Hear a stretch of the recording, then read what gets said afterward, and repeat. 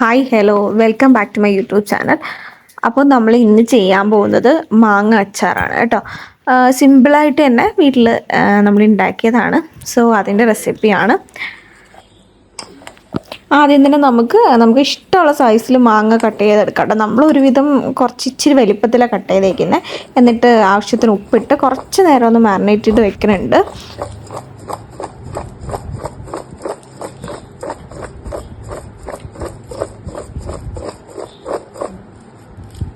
ഇതിനായിട്ട് കറിവേപ്പില എടുത്തിട്ടുണ്ട്. കറിവേപ്പില അത്യാവശ്യം ക്വാണ്ടിറ്റി എടുക്കണം കേട്ടോ. പിന്നെ അച്ചാർ പൊടി, വെളുത്തുള്ളി, പച്ചമുളക്. അതിനു മുന്നേ ആയിട്ട് നമ്മള് കടുകും ഉലുവയും കൂടെ ഒന്ന് പൊട്ടിച്ചെടുക്കാം കേട്ടോ.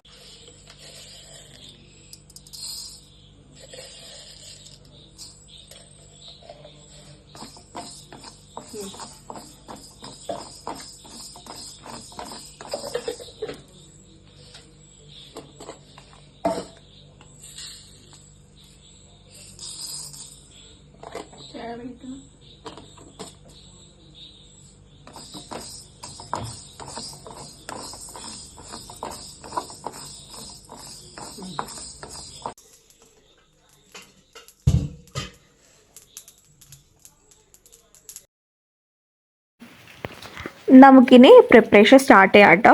അതിനായിട്ട് ഒരു അടികട്ടിയുള്ളൊരു ചട്ടി വെച്ച് അതിലേക്ക് നമ്മളിപ്പോൾ ഇവിടെ വെളിച്ചെണ്ണ യൂസ് ചെയ്യുന്നത്. നമുക്ക് അതിന് പകരം നല്ലെണ്ണ യൂസ് ചെയ്യാം. നല്ലെണ്ണ ആയിരിക്കും കുറച്ചുകൂടെ ഫ്ലേവർ. പിന്നെ ചിലർക്ക് അതിൻ്റെ ഫ്ലേവർ ഇഷ്ടമല്ല. ഇപ്പം നമ്മുടെ കയ്യിൽ വെളിച്ചെണ്ണയാണ് അവൈലബിൾ ആയിട്ടുണ്ടായിരുന്നത്. സോ നമ്മൾ വെളിച്ചെണ്ണ ഇട്ടു.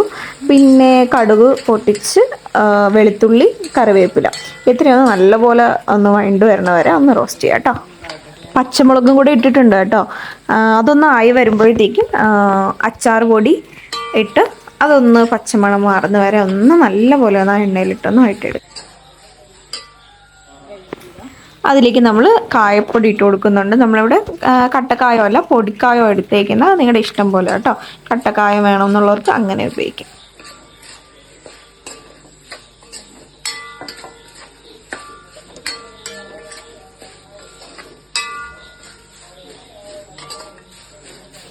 അപ്പം നമ്മളെ അച്ചാറിൻ്റെ മെയിൻ ആളായിട്ടുള്ള മാങ്ങ ആഡ് ചെയ്യുവാണ്.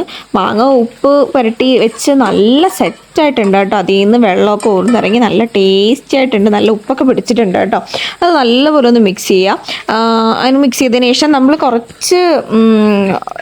ലാസ്റ്റ് കുറച്ച് മുളക് പൊടി ആഡ് ചെയ്യുന്നുണ്ട്. കുറച്ച് കളറിന് വേണ്ടിയിട്ടാണ്. അച്ചാർ പൊടി മാത്രം ഇട്ടപ്പോൾ കുറച്ച് കളർ കുറവുള്ള പോലെ ഫീൽ ചെയ്തു. അപ്പോൾ നമ്മൾ പിന്നീട് ഇട്ട് കൊടുക്കുന്നുണ്ട്. നിങ്ങൾക്ക് ആദ്യമേ ആഡ് ചെയ്യണമെങ്കിൽ അങ്ങനെ ആഡ് ചെയ്യാം കേട്ടോ. അതിലേക്ക് നമ്മൾ അടുത്തതായിട്ട് നമ്മുടെ കടുകും ഉലുവയും കൂടെ അരച്ച് വെച്ചത് പൊടിച്ച് വെച്ചത് നമ്മൾ ആഡ് ചെയ്ത് കൊടുക്കുകയാണ്. എന്നിട്ട് നല്ലപോലെ ഒന്ന് മിക്സ് ചെയ്യുക. ഇത് നമ്മൾ മുളക് പൊടി ആവശ്യത്തിന് ആഡ് ചെയ്തതിന് ശേഷമുള്ളതാണ് കേട്ടോ. അതാണ് ഇത്ര കളറുള്ളത്. സോ നിങ്ങൾക്ക് ആവശ്യത്തിന് ആഡ് ചെയ്യുക.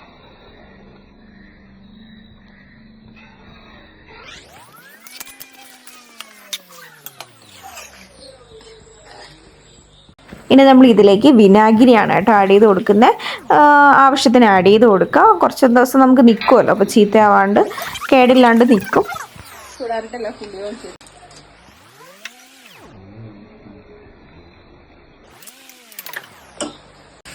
അപ്പോൾ നമ്മുടെ അച്ചാറിൻ്റെ പണി ലാസ്റ്റ് ആൻഡ് ഫൈനൽ സ്റ്റേജിൽ എത്തിയിട്ടുണ്ട്. ഇങ്ങനെയാണ് കേട്ടോ. എല്ലാത്തിലും നല്ലപോലെ മസാലയൊക്കെ പിടിച്ച് നല്ല മണമായിരുന്നു കേട്ടോ.